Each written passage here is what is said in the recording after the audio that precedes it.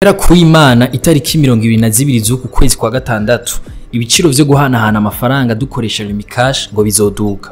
Benshi mu bakoresha igisata Lumicash gihanahana amahera gikoresheje Lumitel bararonse ubutumwa bugufi SMS bubibamenyesha. Hariko wa 23 Rusamu uyu mwaka nko kurungika amafaranga ibihumbi 10 gushika ku bihumbi 19 n'amajana 999 bizotwara amafaranga amajana 540 kandi vyahora bitwara amajana 450.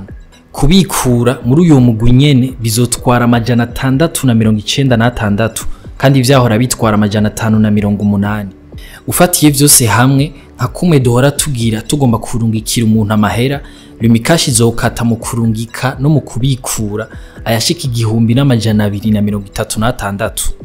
No kuvuga ko hazoba hongewe k'amafaranga amajana 206 yose. Kubera iki Lumicash yadugije ivyo biciro, mbega ingaruka zishobora kubizihe? Niyo nkuru nyamukuru turabira hamwe no Musi. Mwiriwe cane, ni Davi, nizere ko mumeze neza. Uravye ry'amahera amajana 2 yiyongera ku gihumbi na yahahora mu kurungika no kubikura amafaranga ari hagati y'ibihumbi 10 n'ibihumbi 20 bizotwara amafaranga ari hagati y'ibice 6% na 12% vy'amafaranga yarungitswe. No kuyindi migwi naho nyene ibiciro vyaraduze. Mu kwezi kwa mbere kw'ibihumbi 2023 ikigo Kubera candikiye amabanki n'amamicrofinance gufata amafaranga yose yari ku makonti y'amashira hamwe Kasava Fintech na Sasai Fintech. Aho hari kugira ngo ari hideni ritari rito ico kigo cagiriza ishira hamwe Connect Leo. Abanywanyi ba Cash nka bose baciye bacika intege baca bihutira kubikuza amafaranga bari bafise mu matelefone yabo. Mu nyuma mu kwa gatatu k'uwo mwaka nyene Cash yarateye umukono ku masezerano na Lumicash. Amasezerano yatuma abanywanyi b'ivyo bisata bibiri bashobora kurungikiranira amahera. Ayo masezerano ngo yavuga ko n'amafaranga katwa mu kurungika no kubikura haba muri Lumicash no muri Cash abayangana. Bisigura ko nimba ayo masezerano agihari na Cash izociduza ibiciro vyayo. None ni kubera iki badugije ivyo biciro? Muri bwa butumwa bugufi SMS bwo kuwa 23 Rusama bavuga ko bazosubiramwe ibiciro mu ntumbero yo kubandanya batanga service nziza ku banywanyi. Iris News ihamagaye abajeje kwakira abanywanyi muri Lumicash babishuye ko insiguro y'iryo duga ry'ibiciro bazoyironswa bitanguye kuja mu ngiro. Umuntu arashobora kwibaza nimba amatagisi atari yo ntandaro yavyo. Mwitegeko rigenga amafaranga Reta izokoresha muri uyu mwaka wa 2023 ushira wa 2024 harashizweho itagisi rishasha ringana n'igice kimwe kwijana c'amafaranga y'inyungu commission yinjizwa n'abajya twita baje ba Lumicash. Ayo mafaranga asanzwe yegeranywa agaca atangwa n'ishira hamwe Lumicash.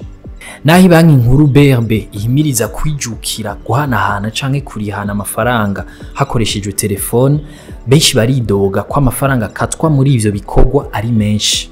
Afatiye ku matagisi mashasha ashigwa muri ico gisata, umwe mu bakoresha urubuga rwa X we yivugira ati ivyo ntaho bitaniye no gushaka ikintu hamwe n'igihushane cacu incarimwe.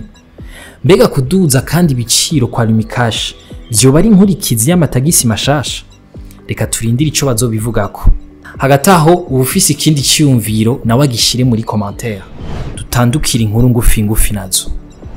Uyu munsi niho hatangura gukorwa ikibazo giha uburenganzira abanyeshuri bo mu mwaka w'9 kubandanyiriza mu gice gikurikira ishuri shingiro. Umushikiranganje w'indero n'ubushakashatsi yatangurije ico kibazo ku ishuri shingiro rya Cankuzo ya mbere. François Havyarimana yamenyesheje ko mu gihugu cose abanyeshuri 81 n'amajana 429 aribo bari bitezwe gukorera ico kibazo mu bibanza amajana 97 hagacungera bigisha bashika 3000 n'amajana 306. Hari kibazo kibonekeje c'abanyeshuri bari barirukanywe mu gisagara ca Bujumbura kubera ko bari bamenye bakoresheje impapuro za magendo. Ngo babaretse barakora kugira ikibazo ntigihungabane, ariko ngo amanota bazoronka azoba impfagusa. Umugambwe CNDD-FDD wifuza iterambere ry'igisata c'ikawa mu Burundi mu ntumbero yo kuzanira igihugu amafaranga mva makungu. Twarabibabwiye mu misi iheze. Kugira ngo iryo hangiro rikunde, hari umwanditsi wa Yaga yatanze ivyiyumviro vyo biherekeza. Twagombye kubigarukako. Ikiro c'ikawa kiguga 1380. Ikawa nayo ikaba isoromwa rimwe ku mwaka. Ikiro c'ibiharage naco kiri ku 3500 bigasoromwa kabiri mu mwaka. Umurimi w'ikawa rero ngo yohabwa agahembo kabereye. Igiti kimwe c'ikawa kidafumbiwe gitanga ikiro kimwe c'umwimbu. Igifumbiwe neza kigatanga ibiro 10. Ngo hotangwa ifumbire yayo ku rugero ruhagije. Ngo hokurikiranwa neza ibijanye no gushora hanze. Narijya vyavuzwe ko miliyoni 45 z'amadolari zinyuruzwa ku mwaka muri ico gisata. Hejuru y'ivyo ngo leta yo kwifatira mu minwe ivy'ico gisata. Umugwi w'Urunani Basketball Club wagarukanye bamwe mu bakinyi batandatu bari batije umugwi wa BK na Show Sport yo muri RDC haraciye amezi 2. Abo bakinyi bari bagiye igihe Febabu ihungabanye nyuma yuko Dinamo ikuwe mu nkino za BAL. Baje rero gutangura ihiganwa nkuko riherutse gusubira gutanguzwa. Muri basket nyene havuga urugendo rw'akazi rwa Anibal Manave Aurelio arongoye FIBA Africa ishirahamwe rya basketball ku rwego rwa Africa. Hatekanijwe ko yatwara FIBA azobonana n'abajejwe urwo rukino mu gihugu yongera rorere n'inkino zitegekanijwe mu ihiganwa rya Viva Basketball League z'uyu mwaramo. Kuva kuri uyu wa mbere itariki 10 ruheshi Uburundi buzokwitabira ihiganwa ryo gukurakuranamwo kugira abaje mu gikombe c'isi yose ca tennis Billie Jean King Cup rizobera muri Kenya. Abarundi kazi batatu bazoba bariko baraserukira Uburundi. Sada na Himana yimenyereza mu Bufaransa, Oziane Kitambala na wari muri Reta zunze ubumwe za Amerika hamwe na Zaituno Akeza asanzwe ariko akinira mu Burundi. Bazoherekezwa n'umumenyereza Innocent Shimirimana azoba ari karabakurikirana. Mwakoze kudukurikirana, aya makuru muyasanga ku mbuga za Yaga na Iris News ahanje tuzosubirejo.